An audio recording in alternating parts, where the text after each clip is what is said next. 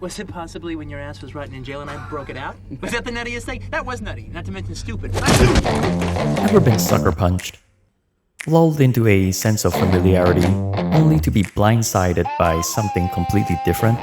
What if I told you there's a movie that starts as a Tarantino crime thriller, and then halfway through, sucker punches you with vampires? Okay, vampire, kill him. Kill some fucking vampire. That's From Dusk Till Dawn, a bold, blood-soaked experiment that dares to be two movies at once, and somehow captures the style of two legendary directors perfectly.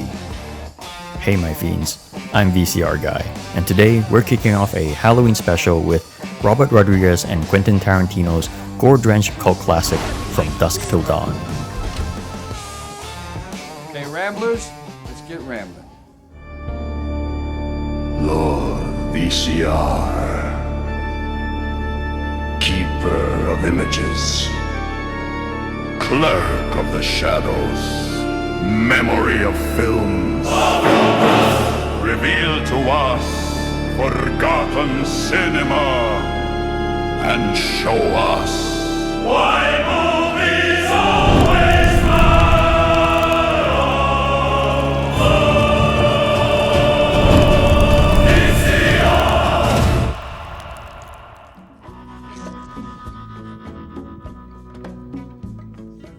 We open with the Gecko brothers, Seth, played by George Clooney, and Richie, played by Quentin Tarantino himself. They're fugitives, leaving a bloody trail across Texas as they make their way to the Mexican border. In desperate need of a vehicle, they kidnap a family. Harvey Keitel as a disillusioned preacher, Juliette Lewis as his teenage daughter, and Ernest Liu as his son. How's that happen? You don't look Japanese. Neither does he. He looks Chinese. Together, this unlikely group crosses into Mexico God damn, that was intense. and heads to their rendezvous point at a bar called the Titty Twister. And this is where the movie slams on the brakes, cranks the wheel, and takes us on a detour straight into horror territory.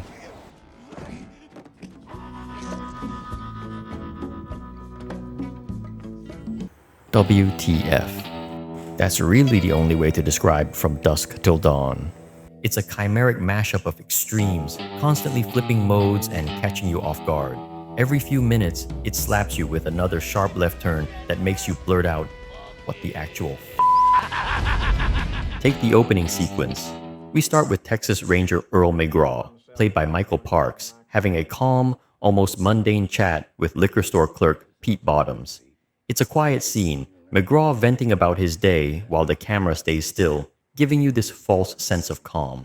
Then, McGraw heads to the back to drain the lizard, and out pop the Gecko brothers, guns drawn. The calm in the previous scene was a lie. The clerk was being held hostage the whole time. The tension ramps up, the tracking shots tighten, and everyone watching collectively goes, WTF. Just when you think you found your footing, McGraw returns, pays for his hooch, and gets shot in the back of the head. No warning, no hesitation. Another WTF moment. Even this long take of the brothers exiting shows a dynamic juxtaposition of extremes. They're casually bickering like siblings while behind them, the entire building goes up in flames. It's funny, shocking, and cinematic whiplash at its finest. But the biggest flip comes halfway through the movie itself. The first half is pure Tarantino. Sharp dialogue, pop culture chatter, and slow burn tension. A gritty crime thriller that feels grounded and real. Then, the second half? Pure Rodriguez. Loud, wild, and proudly over the top. The tone swings from noir to grindhouse in seconds. 1 minute you're sipping whiskey, the next you're drowning in tequila and vampire blood. From Dusk Till Dawn is like two meals served on the same plate. The first half is a perfectly seared steak, meticulous, flavorful, and precise. The second half, a rack of barbecue ribs, messy, saucy, and glorious in its chaos. Together, they shouldn't work, but somehow, they do.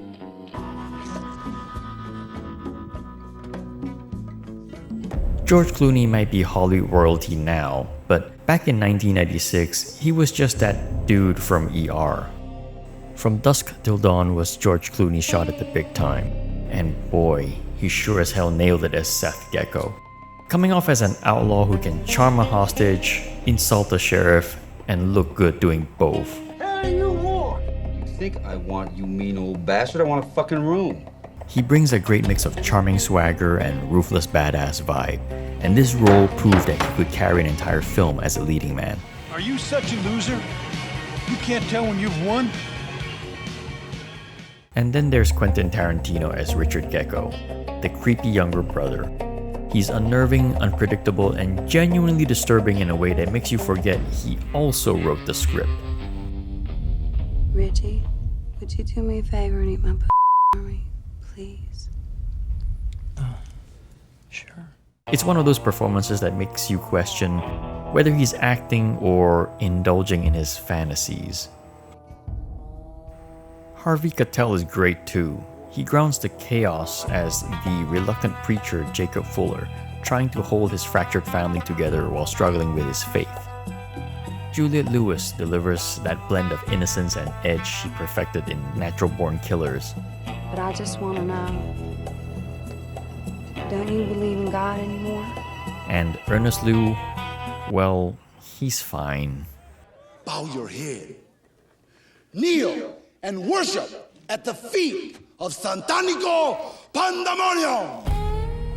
But when Salma Hayek steps onto the stage as Santanico Pandemonium, everything stops. She sizzles the screen with a captivating performance, and it's crazy to think that she has a fear of snakes. It's very commendable of her to go through the iconic dance with a large albino python wrapped around her bare skin.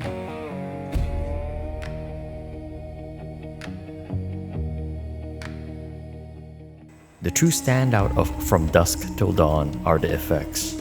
The film is a glorious showcase of 90s practical gore, courtesy of legendary makeup maestro Tom Savini. The man who helped define splatter cinema with Dawn of the Dead and Friday the 13th brought his twisted talent to this movie, and his talent really shines here. You know what everybody says about me, huh? I suck.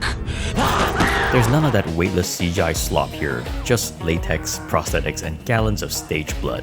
Every decapitation, bite, and explosion of guts feel tactile and grimy, and the vampire transformations are grotesque.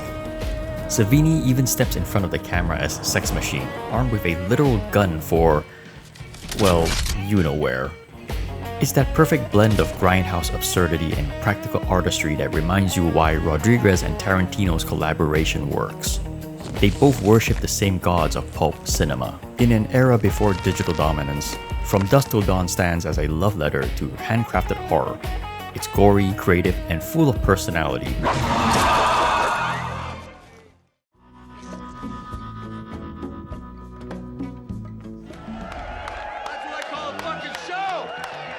From Dusk Till Dawn isn't just cool, it's the cinematic definition of cool. Cool characters, cool dialogue, cool twist, cool monsters. It's wild, unpredictable, and refuses to make sense in a way that somehow feels deliberate. A film that starts as a slick crime thriller and ends as an over-the-top monster mash shouldn't work, but it does.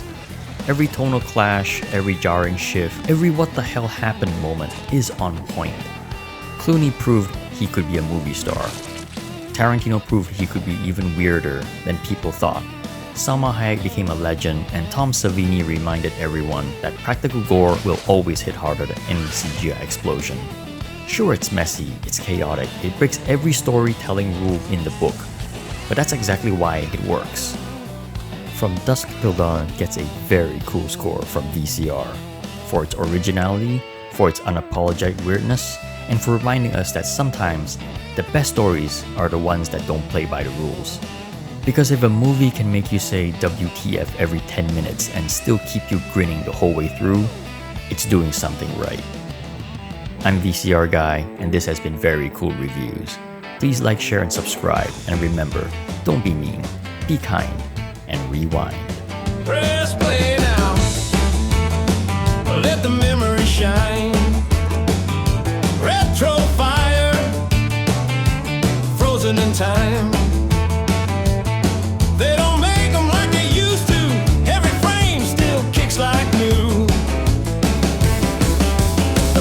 is cool. Let's rewind it. You're watching